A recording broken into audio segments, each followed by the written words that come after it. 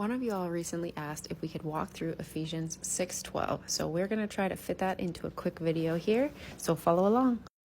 This is going to be a verse study using the verse mapping template in our Bible binder. First step that you're going to want to do is write the verse here along with the book, and then you're going to put the verse right in this center circle here. So it says, "For we wrestle not against flesh and blood, but against principalities, against powers, against the rulers of darkness of this dark world, against spiritual wickedness in high places." Then what you want to do is pull in translations. You can use any different translation you want. We do recommend a word-for-word translation here. I used the KJV, and you can put any translation you want here. It does help to use another word-for-word translation because you can see if there are any different words that are translated, and so that's a good word to look into. And as far as choosing the other keywords, anything that's of interest to you, is confusing to you, something that's repeated, like the word against here, I chose that word, and so on.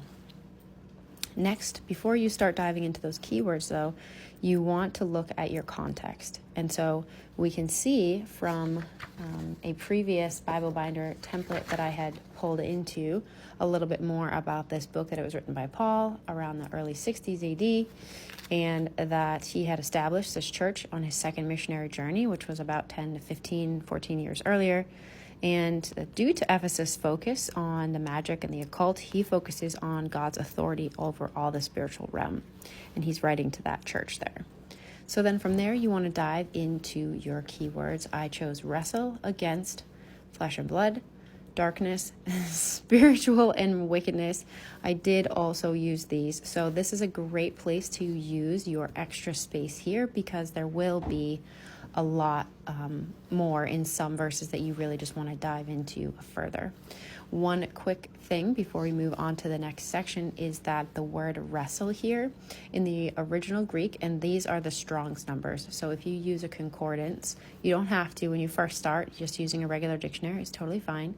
But in the original Greek, this word is only used here in this verse. And it means like a fight to the death. And so it's just a really emphasizing the point home that we are fighting against, the spiritual realm here. We're not fighting against people. We fight against the spiritual realm. So then moving on, the next section is going to be cross-references.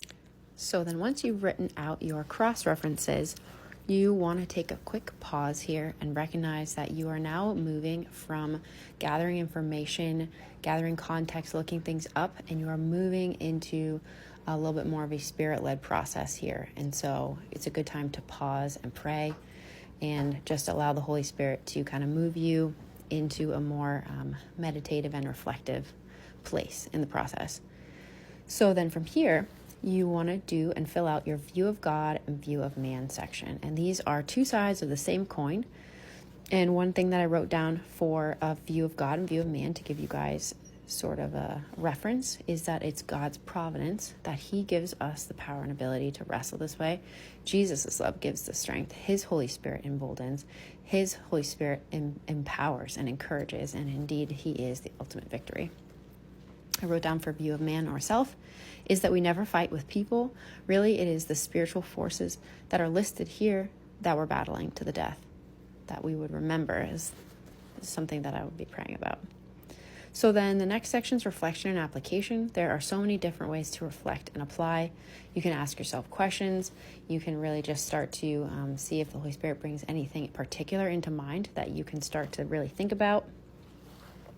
And then the last section is prayer.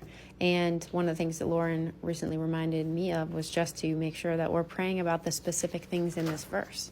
So for instance, while we may know in our heads that we wrestle against not people, but against these things, we can ask that God gives us eyes to be able to see the actual issues that we're fighting against, and not against people, but against the spiritual realm.